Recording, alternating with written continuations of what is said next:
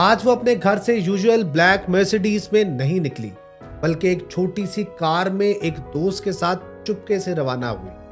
उसकी मंजिल हॉस्पिटल था, जहां डॉक्टर और अमला उसका इंतजार कर रहे थे। ऑपरेशन हुआ और जब उसे होश आया, उसके मियां ने धीमी आवाज में कहा, लड़की पैदा हुई। ये वो खातून थी जो एक दिन पहले तक इस्लामाबाद के दफ्तर में अपनी रूटीन से ज्यादा काम कर रही थी। शाम को कैबिनेट से मीटिंग की और फिर फ्लाइट पकड़कर कराची, ताकि सुबह ऑपरेशन हो सके। वो एक मिथ तोड़ना चाहती थी कि औरत जब इस हालत में होती है तो इनकैपेसिटेटेड हो जाती। ऑपोजिशन ने जब सुना कि वो प्रेग्नेंट है तो उन्होंने उसे उसके ओहदे से हटाने के लिए स्ट्राइक्स प्लान की, लेकिन उस खातून ने अपनी विल पावर से इस पुराने स्टीरियोटाइप को चूर चूर कर दिया और मॉडर्न हिस्ट्री की वो पहली औरत बनी जिसने हेड ऑफ गवर्नमेंट होते हुए एक बच्चे को जन्म दिया। पैदा होने वाली बच्ची का नाम बख्तावर रखा गया और उस खातून का नाम था बेनजीर भुट्टो।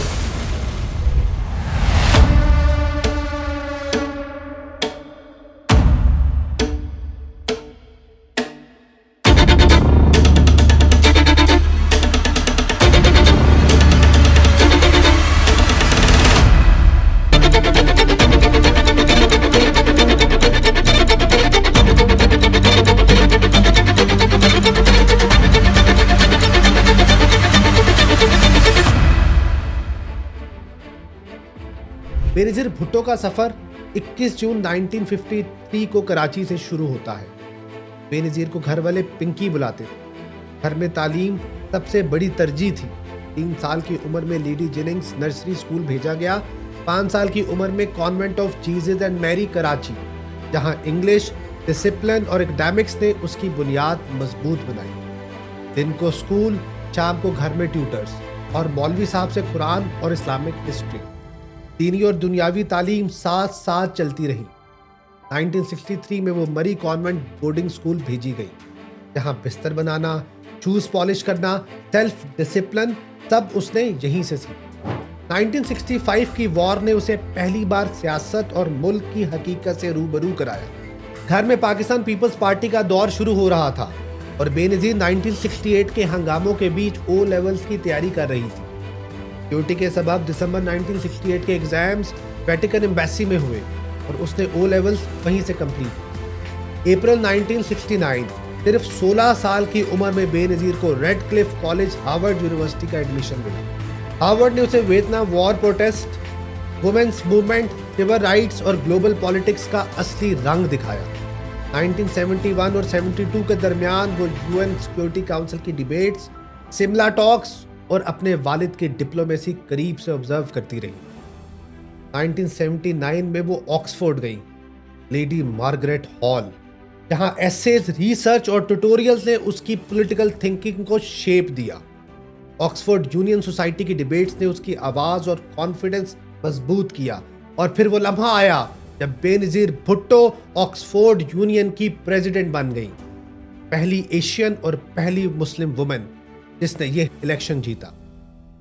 ये एक ऐसी पोजीशन थी जहां से कई ब्रिटिश प्राइम मिनिस्टर भी उभरे। हार्वर्ड का एक्सपोजर, ऑक्सफोर्ड की लीडरशिप और यूनियन की प्रेसिडेंसी, इन सब ने मिलकर बेनजीर भुट्टो को वो सोच, वो हिम्मत और वो लीडरशिप दी जो आगे चलकर उसकी पॉलिटिकल आइडेंटिटी बन गई। ऑक्सफोर्ड से वापस आने वाली वो लड़की जो कल तक हार्वर्ड और ऑक्सफोर्ड की लाइब्रेरीज में थी, अब पाकिस्तान की सबसे सख्त सियासी तूफान में फंसी हुई थी। 1977 के कू के बाद जियाउल हक ने उसके वालिद जुल्फकार अली भुट्टो को हाई ट्रीजन जैसे इल्जाम लगाकर कैद कर दिया। बेनजीर का घर अल मुर्तजा सब जेल बन गया। वो हर दिन ये सोचती कि एक बेटी के तौर पर वो अपने फादर के लिए क्या कर सकती। फिर एक दिन उसे अल मुर्तजा से निकाला गया, सिर्फ इसलिए कि वो अपने वालिद के जुडिशियल मर्डर की गवाह बन सके। बेनजीर की आंखों के सामने उसके वालिद को सजा सुनाई गई। फादर की फांसी के बाद बेनजीर पर जिंदगी का सबसे सख्त दौर आया। सक्खर जेल का सॉलिटरी कन्फाइनमेंट, जमीन पर पतला सा मैट्रेस, बंद कमरा, ना किताब, ना कलम, ना अखबार, एक ऐसी तन्हाई जहां उसके साथ सिर्फ उसकी सांस, उसकी हिम्मत और उसका खुदा था। लेकिन इसी तन्हाई में वो पाकिस्तान के डेमोक्रेटिक मुकदमे की सबसे मजबूत आवाज बन रही थी। 10 जनवरी 1984 को उसे पाकिस्तान छोड़कर एग्जाइल में जाना पड़ा। लंदन में रहकर उसने पार्टी की reorganisation, global human rights organisation से लॉबिंग और जिया के रजीम को इंटरनेशनल फोरम पर चैलेंज करना शुरू किया। 1986 में बेनजीर ने फैसला किया कि अब वापस पाकिस्तान जाना है। जब वो लाहौर उतरी तो एयरपोर्ट से शहर तक लोग उसका इंतजार कर रहे थे। एक क्लियर सिग्नल के अवाम अपनी क़यादत उसी में देख रही थी, मगर स्टेट का रिस्पांस सख्त था। रैलीज पर पुलिस एक्शन, पैटर्न चार्ज और फायरिंग तक की रिपोर्ट्स आती रहीं। फिर भी बेनजीर ने अपनी कैंपेन नहीं रोकी। पर्सनल ट्रेजेडीज, एक्साइल और स्टेट रिप्रेशन के बावजूद वो एक बार फिर पाकिस्तान की सियासत में खड़ी थी। 1987 में बेनजीर भुट्टो ने जब अरेंज्ड मैरिज का फैसला किया तो ये कोई आम फैसला नहीं था। उसकी जिंदगी जेलों, एक्साइल, रैलीज और सर्विलेंस से बुनी हुई थी, और उसी गैर मामूली सफर में उसने आसिफ अली जरदारी को अपना हमराह चुन लिया। ये रिश्ता सिर्फ घर का नहीं, सियासत का हिस्सा बन गया। बेनजीर समझ गई थी कि उसकी सियासी जंग अब सिर्फ उसकी नहीं रही। अपनी किताब में वो खुद लिखती है, I am proud of my husband for his courage and loyalty in standing bye me through 19 years of marriage. During these years, he lived either in the Prime Minister house or as a political prisoner held hostage to my career. And our relationship strengthened despite the physical separation and the attempts to turn us against each other. 1988 Ziaul हक की death के बाद पाकिस्तान में पहली बार अवाम को आज़ाद election का मौका मिला, और इस दफ़ा उन्होंने 35 साल की औरत को मैंडेट दिया। बेनजीर भुट्टो दुनिया की पहली मुस्लिम वुमेन प्राइम मिनिस्टर बन गई, लेकिन उसका पहला टर्म पॉलिटिकल हॉस्टिलिटी और एस्टैब्लिशमेंट की मुखालफत के साथ शुरू हुआ। सिर्फ 20 महीने बाद प्रेसिडेंट गुलाम इसहाक खान ने करप्शन और एडमिनिस्ट्रेटिव डिफरेंसेस का हवाला देकर उसकी हुकूमत डिसमिस कर दी। 1993 में दोबारा इलेक्शन और बेनजीर फिर से प्राइम मिनिस्टर बनी। इस दफा प्रेसिडेंट था फारूक लगारी, जो उसी की पार्टी का था। Foreign policy, IT sector, women's law और साउथ एशिया में डायलॉग के इनिशिएटिव इस दौर के मेजर हाइलाइट्स थे। लेकिन फिर 1996 इसी प्रेसिडेंट ने उसकी हुकूमत को फिर से डिसमिस कर दिया। असल वजह political mistrust, Punjab centre tension और सिक्योरिटी एस्टैब्लिशमेंट के साथ बढ़ती हुई दूरियां। अपने दोनों टर्म्स के दौरान बेनजीर ने कुछ अहम काम भी किए, जिनमें वुमेन्स पुलिस स्टेशन का क़याम, लेडी हेल्थ वर्कर्स प्रोग्राम जो अब पाकिस्तान का सबसे बड़ा हेल्थ नेटवर्क है, मिसाइल और न्यूक्लियर कमांड इंफ्रास्ट्रक्चर को सिविलियन ओवरसाइट देना, प्रेस फ्रीडम के लिए रिस्ट्रिक्शन को लूजन करना और रीजनल डिप्लोमेसी, खास तौर पर इंडिया के साथ पीस शामिल है। 1996 के बाद बेनजीर भुट्टो की जिंदगी एग्जाइल और पॉलिटिकल केसेस के दरमियान गुजरी, मगर 2007 में जब एनआरओ ने रास्ता खोला वो पाकिस्तान वापस आई, इस इरादे के साथ कि मुल्क को दोबारा जमहूरियत का रास्ता मिले। कराची एयरपोर्ट पर लाखों लोग उसका इस्तकबाल कर रहे थे। ये पाकिस्तान की तारीख की सबसे बड़ी सिविलियन रैली, लेकिन उस समंदर के बीच 2 धमाके होते, 150 से ज्यादा लोग शहीद, बेनजीर बच गए। मगर ये पहली वार्निंग थी कि वो टारगेट है। फिर भी उसने कैंपेन नहीं रोकी, जलसा जलसा शहर शहर वो कहती रही, मैं पीछे नहीं हटूंगी। फिर आया लियाकत बाग, वही जगह जहां पाकिस्तान का पहला प्राइम मिनिस्टर मारा गया था। बेनजीर अपनी बुलेट प्रूफ गाड़ी के रूफ टॉप से आवाम को वेव कर रही थी, तभी गोली की आवाज आई। सेकंड्स के अंदर एक ब्लास्ट ने गाड़ी को हिला कर रख दिया।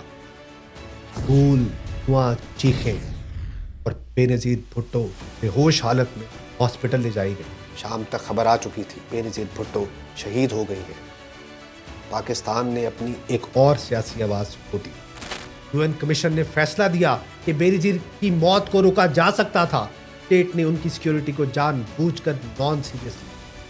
स्कॉटलैंड यार्ड ने कंक्लूड किया कि धमाके का शॉक वेव उनकी मौत का सबब बना, मगर किसने हमला करवाया, इसका जवाब आज तक नहीं।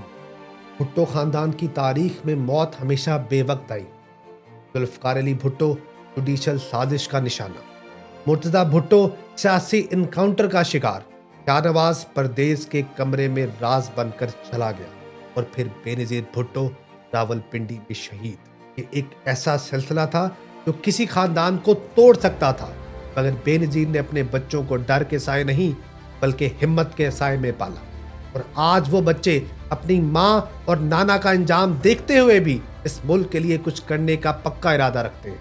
बिलावल भुट्टो जरदारी आज पाकिस्तान की डिप्लोमेसी को एक नई डायरेक्शन दे रहा है। उसका फोकस सिर्फ पावर पॉलिटिक्स नहीं बल्कि वो मसले हैं जो पाकिस्तान का मुस्तकबिल तय करते हैं।